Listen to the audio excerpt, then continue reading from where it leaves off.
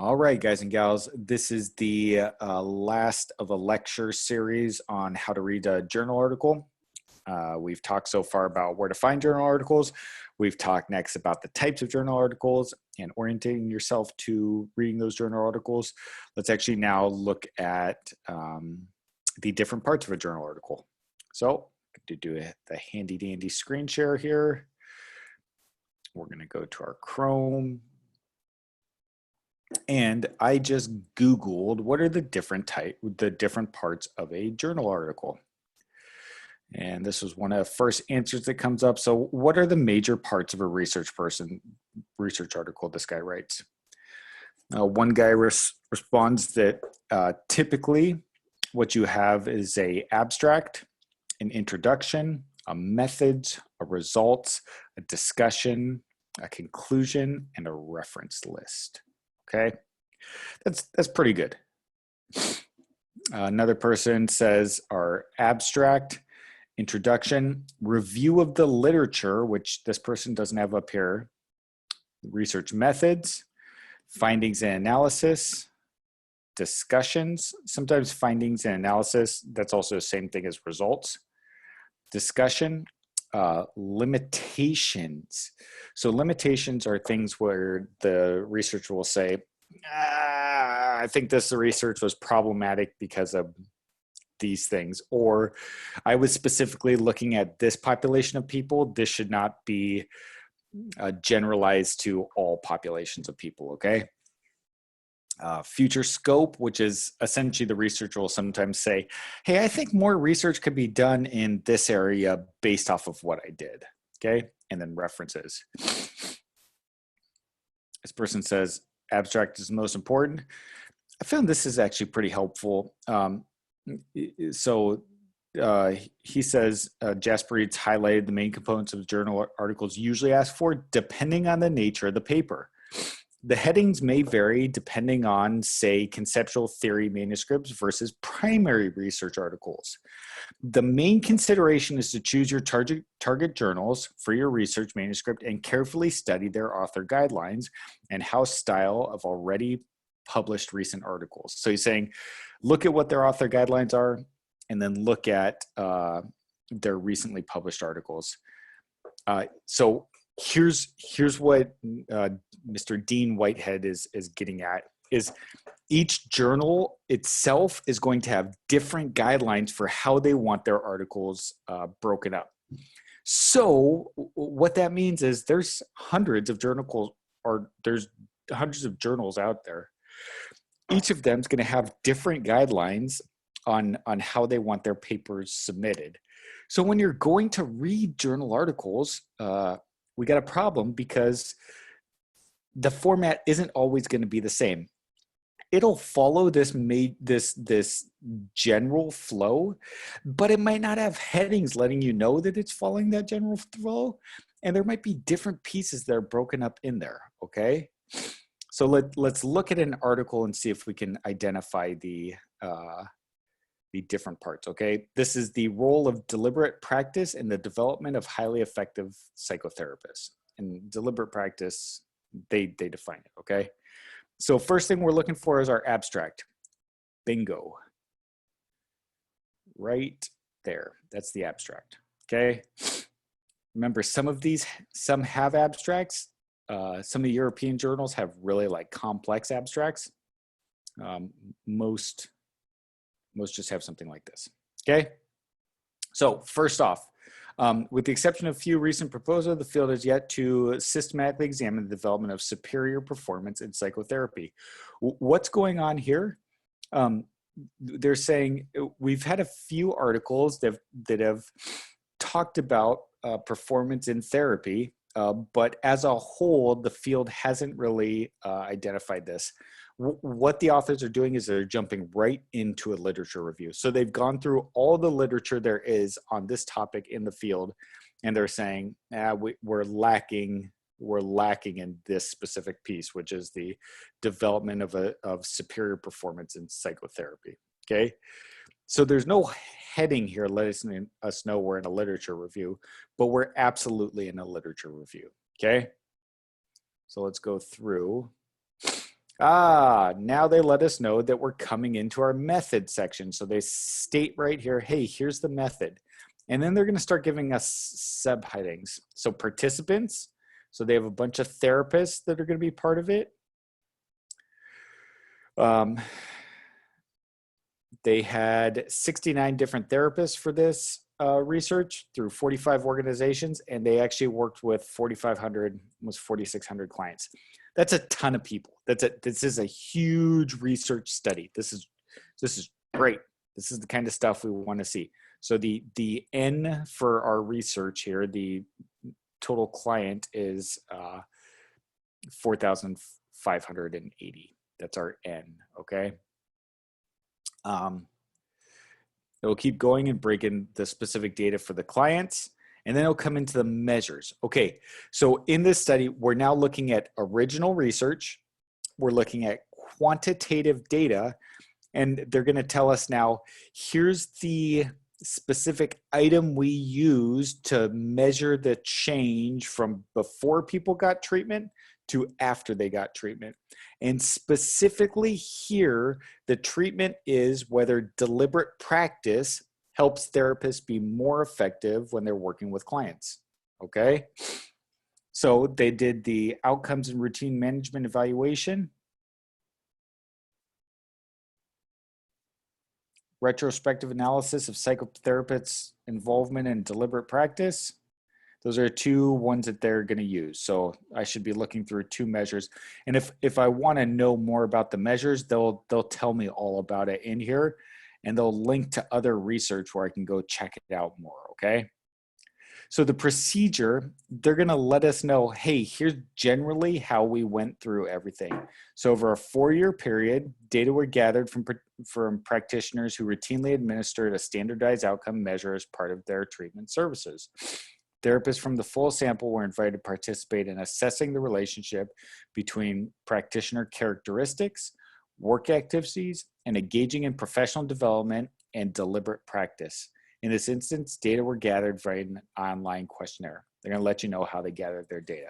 Okay, that's great. They let us know everything we really need to know. Here's the thing.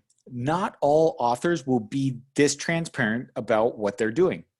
Sometimes they might not even tell you like the time period of how long they gathered data. They get to pick how much they put in here. And this is maybe getting a little bit into the weeds, but some authors are doing things that are less straightforward and honest than you would actually want them to be in research. And so they're going to leave pieces out because it would look bad if they put them in, okay? So if things are missing and you're like, I don't understand kind of what's going on here, it might have got left out, all right? Now we come into the data analysis. So this is the stuff where we're going to get into the weeds kind of with stats, all right? They're going to say, oh, we're using an MLM, which is a multi-level modeling. We're going to use SPSS, which is it's a program. It's a stats program. This is where your head, like your eyes going to roll back in your head. You're going to start drooling and check out and think that I can't ever read research, okay? Here's what you're just saying, blah, blah, blah, blah, blah. Here's how we analyze the data. I don't really need to know this stuff. All right. This stuff is important to know because if you want to repeat the research, you want to look at this stuff and see if they did it well. But as far as from master's level reading the research, you probably don't need to know that they did a ANOVA analysis of variance and a one sample t-test with correlation, okay? You don't need to know that. You don't need to do it. Here's the results, all right? They're gonna start telling you the results here. And if you've read research before, what you're gonna start getting into is they're gonna come up with a bunch of stats in here and stuff where you're like, I don't even know what we're talking about. And we're looking at p-values, all right? This gets really complex. We can really get in the weeds because there's like Fisherian statistics versus Bayesian statistics versus Neyman-Pearson statistics.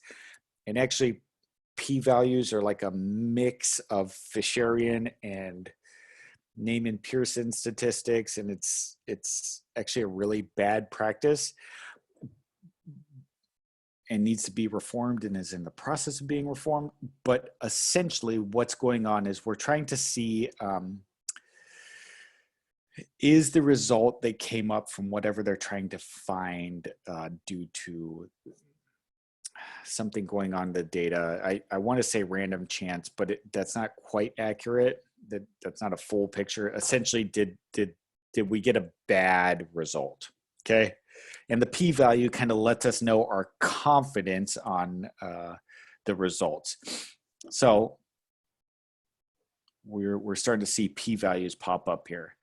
And if you're pretty new to kind of reading research articles, once you start getting into the results section, it's going to get really kind of hard to read because you're going to have means and standard deviations for things. They're going to do a lot of tables.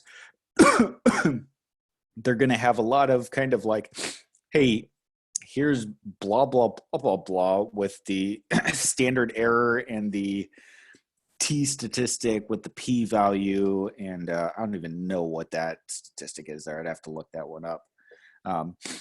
You're like getting into the weeds here of the stats, right? And this is where everybody checks out. You know what? You can kind of like skip along here, all right? If you really don't know what's going on, you can cruise along until you hit the discussion section. Because what they're going to tell you is they're going to kind of summarize the results when you get to the discussion section. And I see my batteries wearing down into the red, and that's distracting me, but we'll kind of, so after adjusting for initial severity and accounting for organizational level data, the analysis determined that 0.51% of the variance in outcome was attributed to the therapist, finding consistent with prior research in this area. So here's the good news. When we're talking about clients getting better, out of 100% pie, 5% of it's you. Be the best therapist that you can. You got a maximum 5% impact on that client, all right? That I think gives some freedom to you. And also create some, well, let me define freedom. Sometimes we think that the client's well-being totally resides on us. It doesn't. You're at max a 5% impact on whether or not they're going to get better mental health wise. Okay. The other thing is it can also give us some humility. Sometimes we get pretty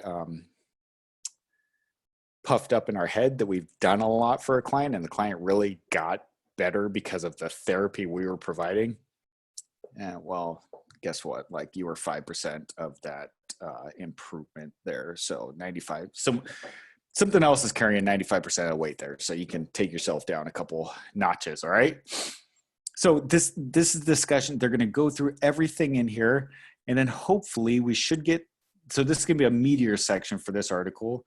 We should get to, oh, there's no type of limitation section.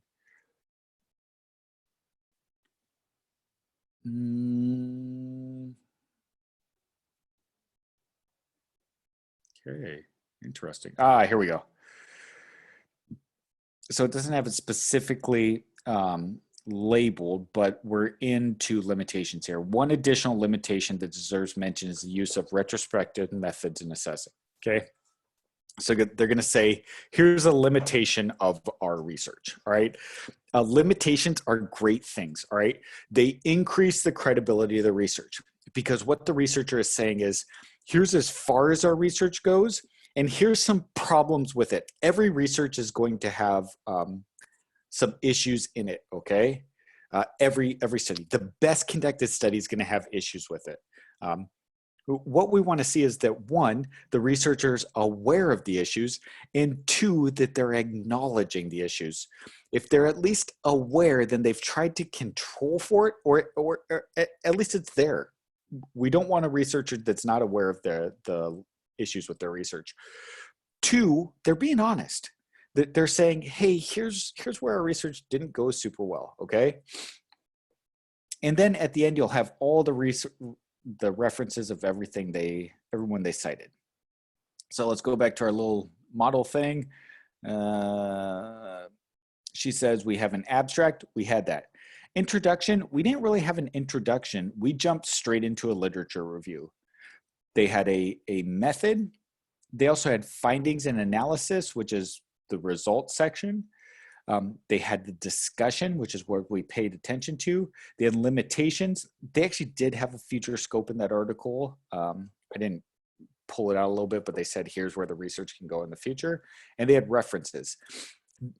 This is for a specifically research article. So like they've done some original research.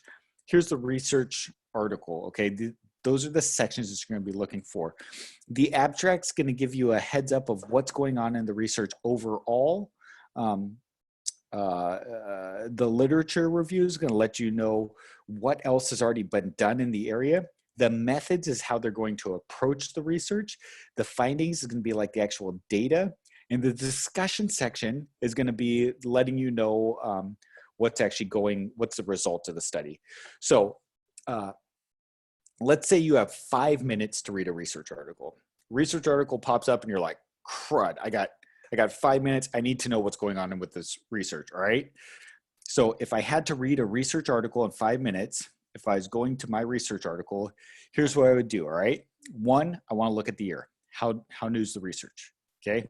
If it's much older, I'm gonna put less weight on it because I don't know if there's been new research that's contradicted it or changed it, okay? So I'm going to see the year. I want to read the entire abstract. I want to know what's happening in the study. Then I'm going to come down. I'm honestly going to skip the lit review completely, and I'm going to look at the method section. I want to see specifically how many people did they work with if we're doing a research article, because that's going to let me know, at least for me personally in my head, do they have enough participants for this research to actually say something meaningful, right? Once I got that, I might want to look at the measures, see what kind of measures they're working with, right? I'm going to skip the results section and I'm going to come down to the discussion section and read that. And that's my 5 minute what's going on in this research article as far as original research. In that time, I can figure out, here's what the research is looking to do. Here's what the research came up with, okay? Now that is for original research. Let's go ahead. I'm gonna stop sharing here and let's go over something like,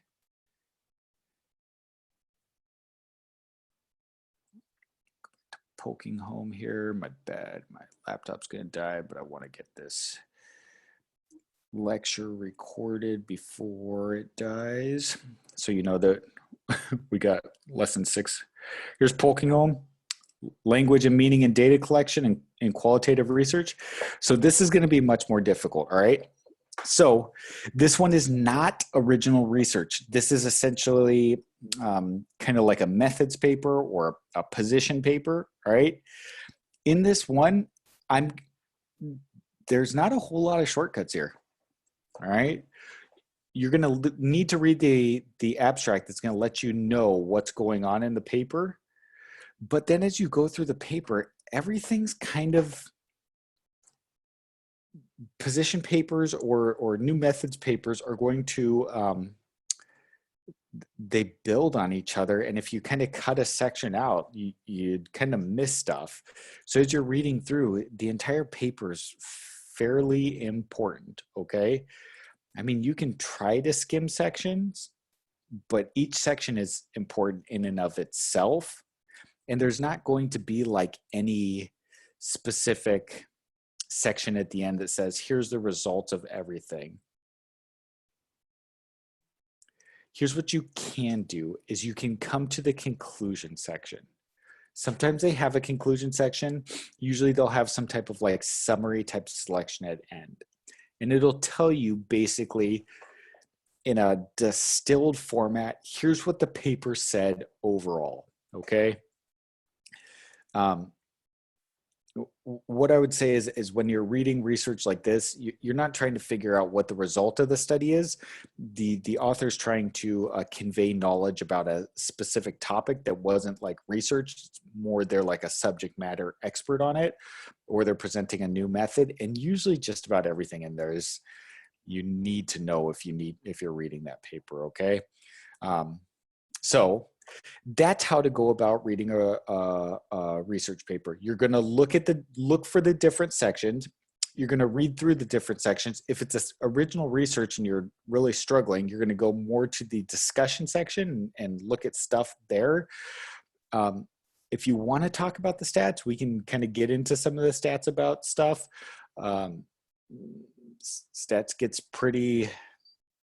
Stats is absolutely foundational. It also is very easy to misuse, but you need to pay attention to the stats too. Here's the last thing that I'll say about research as a whole. Just because it's published doesn't mean it's good, okay? What you'll find out is there's different qualities to research, and there's no formal way of evaluating research, okay? So there's not like a grading system that says this is A level research and this is B level research and this is C level research. There's nothing like that. Additionally, there's different journals that are considered more prestigious than others. So there's no ranking system that ranks the journals, or rather you start to get a sense of, is this a more reputable journal or is this a less reputable journal by the kind of articles that are coming out of it. But what you have to be aware of is some of the research that's done is bad research. It's been done really poorly. It's reported very poorly, and it made it through the editors and ended up in this research article. And just because, and don't think of publishing as this like amazing thing. Oftentimes journals are scrambling to get enough papers to actually publish their quarterly or yearly installments. So they'll be sending out and saying like, hey, we need people to submit papers to publish in us because we don't have enough papers to publish. If you're in that kind of situation, the bar goes way low for what you're willing to publish, right? And so there's some floaters out there in the research world. So just because it's in a journal and it's been peer reviewed and it's published doesn't mean it's good. Also, there's all types of like funky errors that people can do in research that like hoses the research. So don't just say that like, because you're reading it and it's in a journal, oh, this is the end all be all. One, there might be somebody that's already written a paper countering whatever that paper said. Two, there's somebody that might have like disproved it with another study. Three, there might have been somebody that followed up the study and said we didn't find the similar results. It lacked replicability. And four, it might just be a poorly done research study. Okay, we need to be critical readers of journal articles. This concludes the lecture series on how to read research. I hope this has been helpful. I hope this orientation will let you know what's going on in research and helps you to read articles better yourself. Looking forward to seeing you all in class. Hope you have a good day. I'm going to stop share and I'm going to stop the recording. Have a good one.